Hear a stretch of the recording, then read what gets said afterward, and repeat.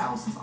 Postavlja se vprašanje, kako naprej po odhodu ministra za zdravje Danijela Bešiča Loredana. Naš gost bo do nedavnega član strateškega sveta, ekonomist Marko Jaklič.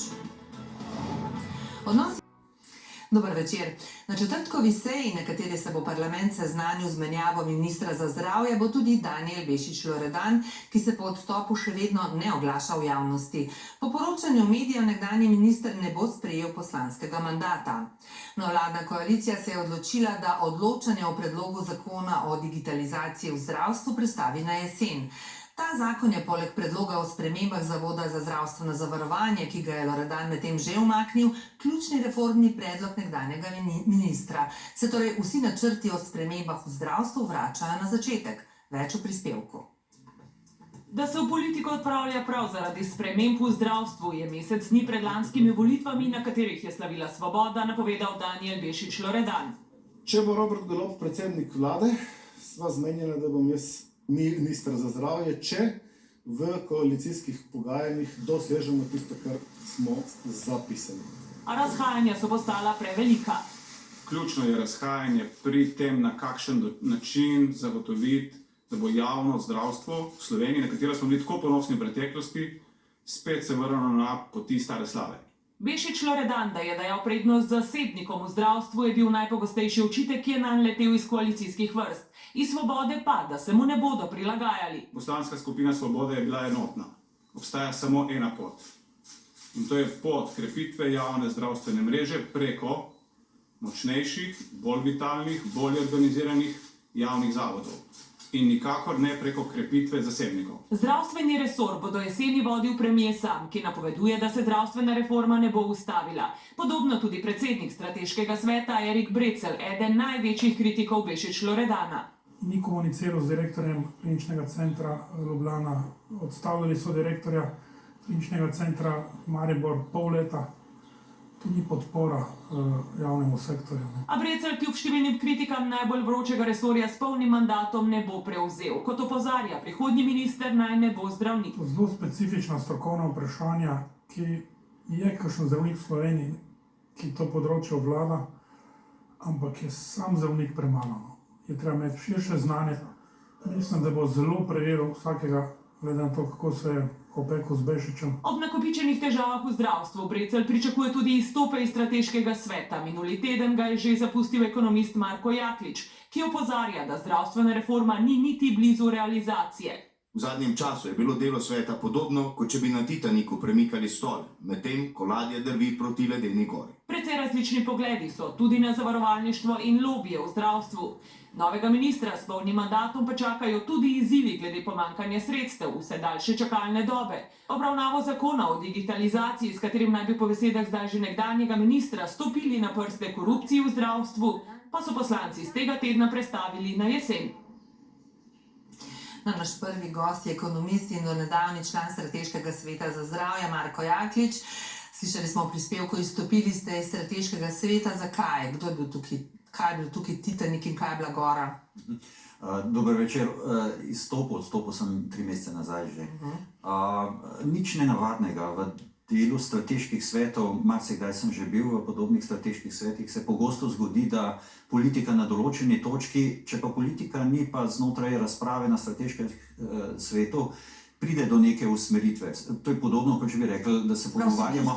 Konceptualni spor. Ja, je konceptualni in tak res usmeritveni, krovni. Se pravi, če bi se pogovarjali, da gremo na neko goro in nekdo bi rekel, mislim, da je edino smiselno, da gremo po tej poti, drugi pa po drugi poti, in v mojem primeru je bilo tako, da so bili tako rekoč vsi ostali za drugo pot, jaz sem bil pa za neko drugo pot, rečemo. V tem primeru potem je na nek način neodgovorno, da bi hodil z njimi po tisti poti, na nek način jim oteževal reševanje izzivov na tisti poti.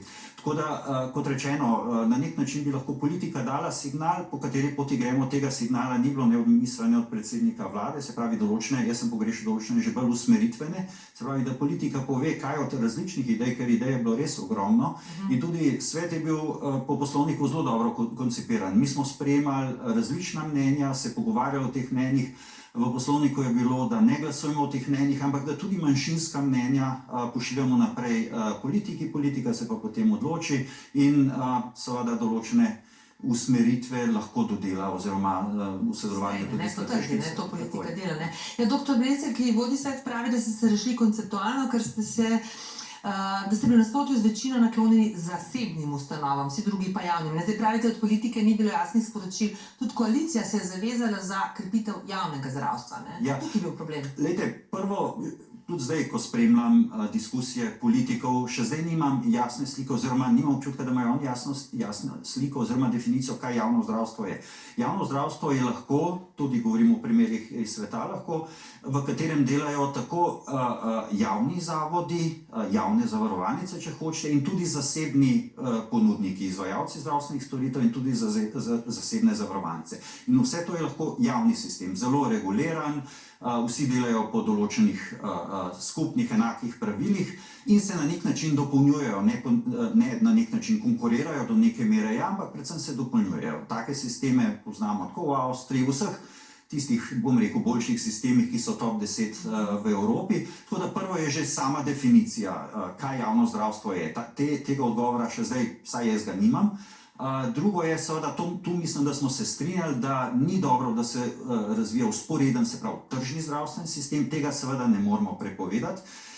Se pa zelo hitro začne razvijati, kadar ima javni težave. In moja ideja je bila... To že dogaja, ne? Seveda, ampak to se dogaja tudi v sistemih, ki so precej boljši kot je naši, naprimer danski, avstrijski, po covidu in tudi zaradi določenih sistemskih napak, ki jih tudi oni imajo, se vzporeden sistem v zadnjih letih izjemno hitro razvija. Avstrijci ga celo na nek način še dodatno spodbujajo, ker pravijo, da tisti, ki grejo tržnega, na nek način razbremenijo javnega in seveda ima to svoje pluse in minuse, ampak verjetno te detajle zdaj ne bova šla. Se pravi, nekih jasnih usmeritev ni bilo in moja ideja tudi, da seveda tu je bilo največ verjetno razhajanje, je bilo, da zasebne zavarovalnice, oziroma pri nas so to državna, vzajemna in tako naprej, bolj kot ne, bi morale ne kot zavarovalnice, ne kot kapitalske ustanove, ampak kot profesionalni upravljalci poseči v, oziroma sodelovati v javnem sistemu. Se pravi, morali bi biti del rešitve in ne del problema. Namreč moje mnenje je, da dobrega zdravstvenega sistema brez zavarovalniške logike, ki je do zdaj v sistemu, javnem sistemu nismo poznali, poznamo ga pa že dobro v vzporednem sistemu, tisti, ki imajo vzporedna zavarovanja, to že razumejo. Tako da ta del zavarovalniške logike, po mojem prepričanju, bi moral biti tudi v javnem zdravstvenem sistemu. Ampak ukinitev dopolnilnega zavarovanja ste pa podprli, ne? Vi ste rekli, da je to anomalija v sistemu. Absolutno, to ni bil zavarovalniški produkt. Več kot 30 let so zavarovalnice kot take na tem bolj kot ne lepo služile, neupravičeno, in na nek način je ta slab ugled, ki so ga s tem pridobila, seveda tudi velik kamen spotike oziroma nezmožnosti mogoče iti po tisti pravi poti. Vem pa jih ne krivim, deloma ja, deloma seveda tiste, ki so odgovorni za sistem, da so večkrat poskušali razviti dopolnilna zavarovanja bolj v smeri pravega zavarovalniškega produkta, pa jim je bilo tudi prepovedano oziroma onemogočeno. Če ostanemo za hip pri strateškem svetu, ko je ta nastal, so ga mnogi razumeli kot nezaupnico ministru Loredanu, kot neko vzporedno telo, ki pravzaprav jemlje na nek način moč in pooblastila ministru. Kako ste ga vi, ki ste bili član tega, videli? Kakšna je pravzaprav naloga njegova, recimo tudi vnaprej še? Najprej ta osebna raven teh treh ključnih ljudi, se pravi bivšega ministra, predsednika strateškega sveta in pa predsednika, tako in pa predsednika vlade. Jaz sem živel v veri, da so ti trije gospodje usklajeni, tudi na naši prvi seji, ki je bila bolj proceduralna, so se vsi trije pojavili, no v nadaljevanju se minister ni nikoli več pojavil, predsednik vlade je kar nekajkrat prišel. Hitro je, doktor Brecelja poznamo, je zelo odkrit, zelo odprt, je zelo hitro povedal, da komunikacije ni, čeprav se v javnosti širi marsikaj, med ministrom in pa njim, tako da tu je bilo zelo hitro videti tisto in tudi vprašanje nas, zakaj mi procesiramo en kup nekih predlogov in in tako naprej, medtem ko na strani ministra niti nismo imeli občutka, da se bere oziroma posluša, da ima on neko svojo agendo.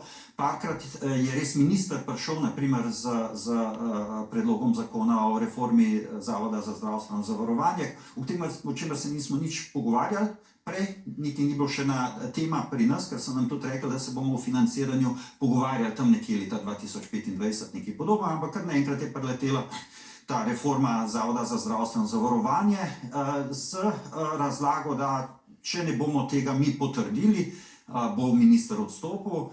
Kar je bilo, takrat sem jaz res podvomil o tem, razumemo ta sistem delovanja strateškega sveta, ker strateški svet še enkrat ni bil tam zato, da bi karkoli potrjeval, ampak seveda daje mnenje na predloge, ki jih pripravlja ministrstvo. In ta mnenja so lahko zelo različna. Ne? Še enkrat, mi nismo delovali po principu doseganja nekega soglasja, odločitev, kaj šele nekih, ne vem, ukazov ministrov oziroma vladi. Ampak kljub temu ste šli, ne? Ker se niste strinjali, ne, večina Glejte, ker bi bil moteč element, ne zato, ker bi kar odšel iz barke, ne, ali pa če bi se nečesa ustrašil, kaj podobnega, ampak mislim, da bi bil moteč faktor, bil sem, ja, sam. No, minister je zdaj se poslavlja, ne, v četrtek tudi uradno se poslovil, ne, ministri se menjavajo zelo hitro, že to kaže, da so razmere težke, da so zadnjo tudi lobiji, ne, tudi zavarovalniški lobiji verjetno, ne, zagotovo. Skratka, politična življenjska doba ministra pri nas je že desetletje, manj kot 1 leto. Ne. Zdaj, kako vi vidite tukaj rešitev? Se strinjate s tistimi, ki mislijo, da novi minister ne bi smel biti zdravnik? Najprej, če mi dovolite na temo lobijev, moj občutek je, da je to bolj izgovor kot pa dejstvo. Vse vzvode ima politika, da pripravi dober sistem, ki ne bo koruptiven. Naš sedanji sistem omogoča kar precej korupcije. Ne bom govoril o tem, koliko je, ker nimam izračuna niti uvida v to, ampak mnoge stvari, tudi sistem koncesionarstva in še česa, o čemer se veliko govori, omogoča precej korupcije, oziroma izrabljanje sistema, kakršen je, in vemo, kdo je odgovoren za sistem. Ne? Se pravi, politika, vlada v sodelovanju s parlamentom, verjetno smo vsi levi, desni, vsi Slovenci smo za to, da imamo čim boljši zdravstveni sistem, zaradi tega, ker slej ko prej smo vsi tam. Ja. Tako da jaz bi si zelo želel, da bo šla stvar v pravo smer v nadaljevanju. Prava smer kakšna? Kaj je tisto, kar mislite, da bi morala nova ekipa, novi minister najprej narediti?